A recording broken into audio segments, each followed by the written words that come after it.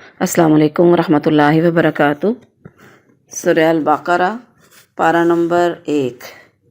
سورہ البقرہ پارہ نمبر 1 کی آیات نمبر 81 سے 84 تک کا ترجمہ۔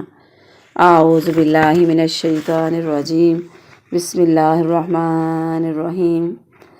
بلا من کسب سیئات واحاطت، بلا کیوں نہیں، من جس نے کسب کمائی، سیئہ برائی، واحاطت اور گھیر لیا بھی اس کے خطیئتہ اس کے گناہ نے، اس کی خطا نے، فاولئک تو وہی لوگ اصحاب الناری آگ والے ہیں، ہم وہ فیہا اس میں خالدون ہمیشہ رہیں گے، والذین آمنوا اور جو لوگ ایمان لائے، وعملوا الصالحات اور اعمال کیے نیک، اولئک وہی ہیں اصحاب الجنہ جنت والے، ہم وہ فیہا اس میں خالدون ہمیشہ رہیں گے۔ وَإِذْ اور جب اخذنا ہم نے لیا میثاق پکا وعدہ بنی اسرائیل سے، لا تعبدون کہ نہ تم عبادت کرو گے الا اللہ مگر اللہ کی، یا اللہ کے سوا، وبالوالدین اور والدین کے ساتھ احسانا نیکی کرو گے، احسان کرو گے، وذی القربیٰ اور قرابت داروں کے ساتھ، والیتامیٰ اور یتیموں اور مسکینوں کے ساتھ، وقولوا اور کہو گے للناس لوگوں کے ساتھ یا لوگوں کو کہو گے حسنا اچھی بات، واقیموا الصلاۃ اور نماز قائم کرو، وآتوا الزکاۃ اور زکوٰۃ ادا کرو، ثم پھر تولیتم تم پھر گئے، الا مگر قلیلا تھوڑے، منکم تم ویسے، وانتم اور تم ہو معرضون منہ پھیرنے والے۔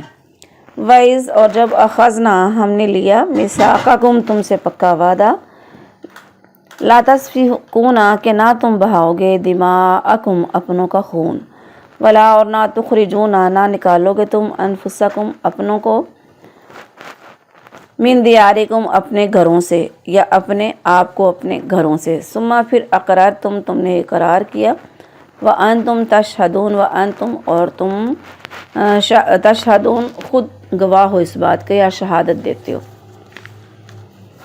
با محاورہ ترجمہ، کیوں نہیں جس نے بڑی برائی کمائی اور اس کے گناہ نے گھیر لیا تو وہی لوگ آگ والے ہیں، وہ اس میں ہمیشہ رہنے والے ہیں، اور جو لوگ ایمان لائے اور انہوں نے نیک اعمال کیے وہی جنت والے ہیں، وہ اس میں ہمیشہ رہنے والے ہیں۔ اور جب ہم نے بنی اسرائیل سے پختہ عہد لیا کہ تم اللہ کے سوا کسی کی عبادت نہ کرو گے، اور ماں باپ اور قرابت والے اور یتیموں اور مسکینوں سے احسان کرو گے، اور لوگوں سے اچھی بات کہو اور نماز قائم کرو اور زکوٰۃ دو،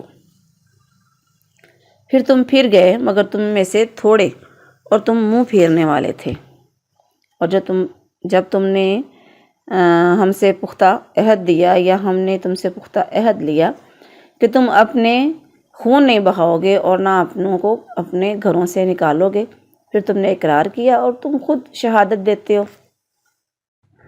السلام علیکم ورحمۃ اللہ وبرکاتہ۔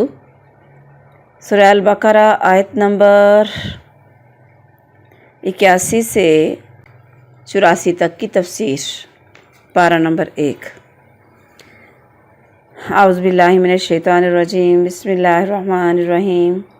رب اشرح لی صدری ویسر لی امری واحلل عقدۃ من لسانی یفقہوا قولی رب زدنی علما بلا من کسب سیئا۔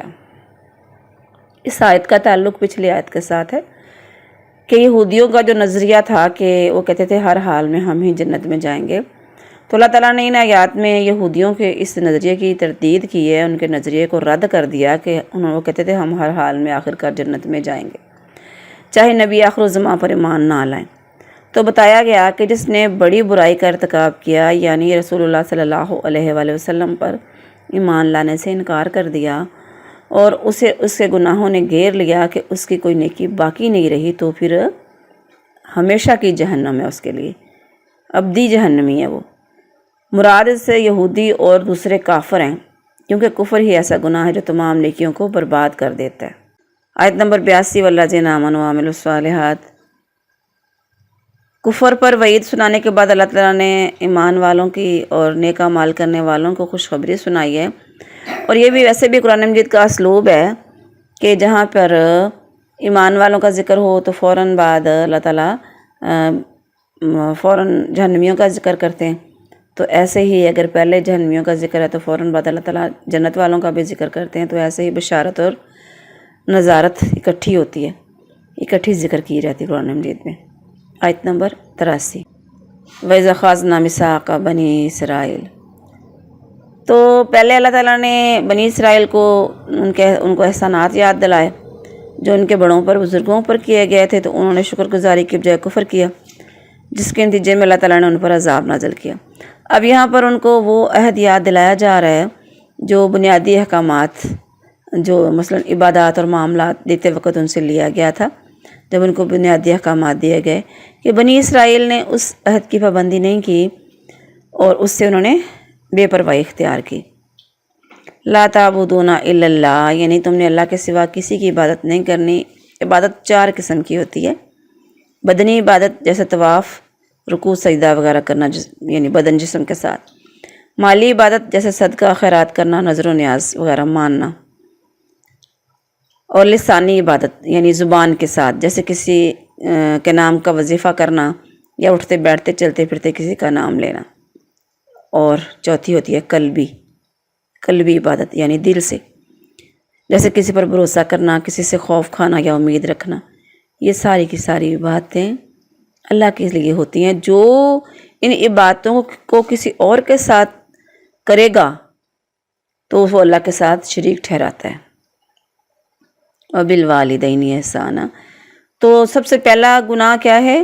اللہ کے ساتھ شرک کرنا۔ دوسرا کیا ہے؟ والدین کے ساتھ برا سلوک کرنا۔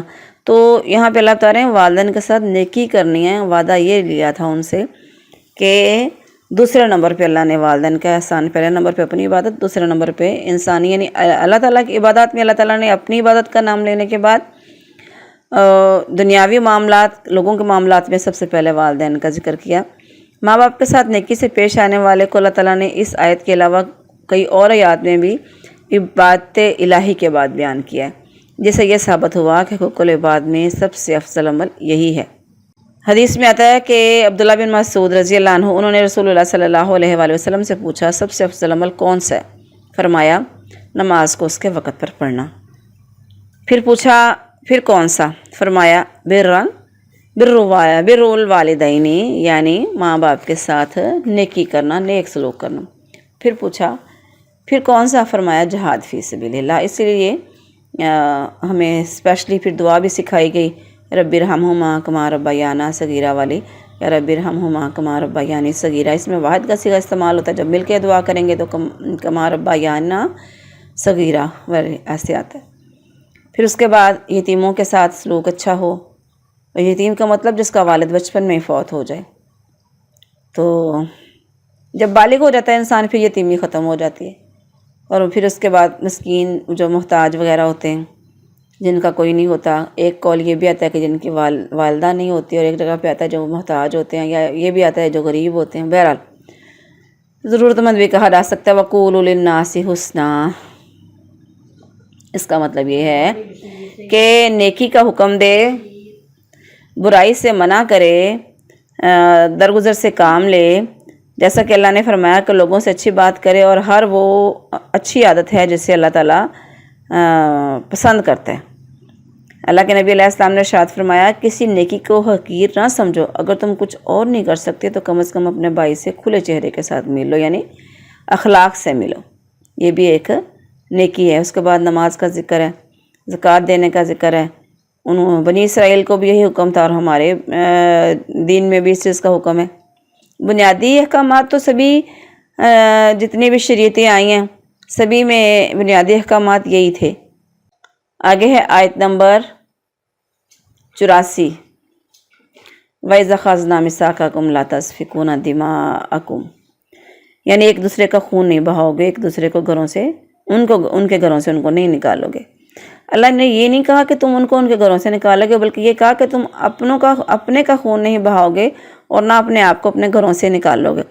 دراصل اس کا مطلب دوسروں کو نکالنے کا مطلب ہم دوسروں کو دوسرے سمجھتے ہیں نا، لیکن امت مسلمہ کہ سارے لوگ ایک جسم کی طرح، کسی بھی مسلمان کا خون بہانا دراصل اپنا خون بہانا ہے۔ اللہ کے نبی علیہ السلام نے ارشاد فرمایا کہ تمام مومنین آپس میں دوستی، ایک دوسرے پر رحم اور ایک دوسرے پر شفقت میں جسم کی مانند ہیں، جیسے ایک جسم ہوتا ہے۔